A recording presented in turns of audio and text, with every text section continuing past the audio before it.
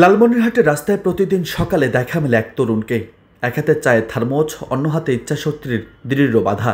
দোকানে দোকানে ঘুরে চা বিক্রি করেন তিনি। এই আয়ের উপর নির্ভর করে তার ছোট্ট পরিবার। তিনি অভি। ছোটবেলা থেকেই সংগ্রামের মধ্য দিয়ে বেড়ে ওঠা অভির জীবনে নেমে আসে অন্ধকার। একাদশ শ্রেণীতে পড়ার সময় হঠাৎ করে প্যারালাইসিস আক্রান্ত হয়ে শরীরের এক পাশ অচল হয়ে পড়ে।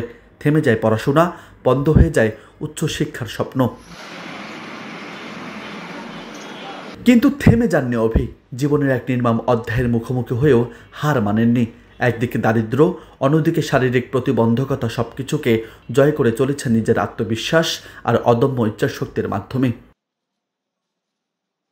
রবি ভাই প্রতিনিয়ত আমাকে সকালে এবং দুপুরে যাওয়ার সময় চা দেয়, এবং সে প্যারালাইজ হওয়ার পরও সে যে জীবনযুদ্ধ সংগ্রাম এত সুন্দর করে সে চালাচ্ছে, তার ফ্যামিলি, তার সাংসারিক খরচ খালা সে এই ব্যবসার মধ্য দিয়েই চালাচ্ছে।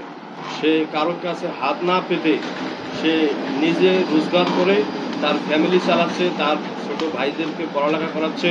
আমরা চাই রবি ভাই অনেক দূর এগিয়ে যাক, এবং তাকে দেখে সমাজের অনেক যারা হাত পেতে খায়, কাজকর্ম করতে চায় না, তারা যেন রবি ভাইকে দেখে তারা যেন শিখতে পারে।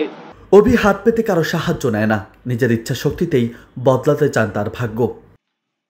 বলতেছি, আমার ছেলে দেখছে আমার মা কামাই করে নিজে নিয়ে আসে, আমার তো সব কিছু দিতে পারে না, আমার ছেলে চলতেই পারে না। এখনও এইবার নিয়ে 4বার স্ট্রোক হইল, আরও এই জানুয়ারিতেও স্ট্রোক হয়েছিল। এই গ্রামের মানুষও দেখছে। প্রথম সময়ে ওর মুখটুক ফেনা দিয়ে ও পড়ে যাইতে ধরছিল। কারো সহযোগিতা এখনও কই না। মানুষ তো দেখে আমাদের এই অবস্থা নিয়ে, আমার ছেলে কাজ করি আনি খায়, কেউ মানে আমাদের উপর নাই ধরতে গেলে এখন কেউই নাই। আমরা একাই এই চলতেছি, মানুষের বাড়িতে ঘর ভাড়া দিয়ে। আমার ছেলে যে এই অবস্থায় কাজ করে, আসে কাঁপতে কাঁপতে আসে।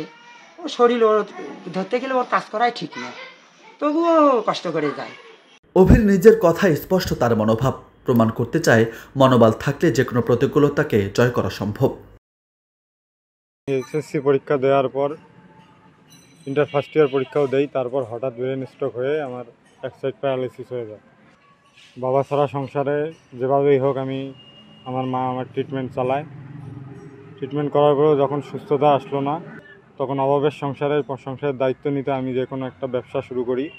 তা থেকে চায়ের ব্যবসা শুরু করেছি। প্রতিবদ্ধকতা থাকা সত্ত্বেও আমার কাছে আমি চা বিক্রি করি, আমি অর্গানিক চা বিক্রি করি। পাশাপাশি সবাই আমার কাছে চা নেয় এবং উৎসাহ দেয়, এটা আমার অনেক ভালো লাগে। এদিকে সাহসী তরুণের পাশে দাঁড়াতে চান লালমনিরহাট সমাজসেবা কার্যালয়ের উপপরিচালক মতিয়ার রহমান। এই অভি ছেলেটি প্রতিবন্ধী ভাতাও পাচ্ছে, আবার যেহেতু সে শারীরিক প্রতিবন্ধী, সে কর্ম করে খাচ্ছে। সে যে একজন প্রতিবন্ধী, তারপরেও সে যে কর্ম করে খাচ্ছে, এই জন্য তাকে সাধুবাদ জানাচ্ছি, তাকে অভিনন্দন জানাচ্ছি।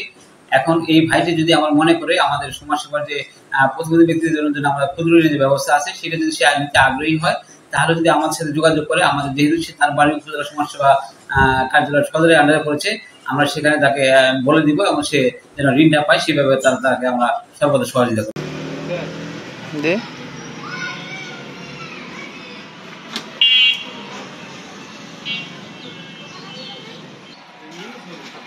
Hi.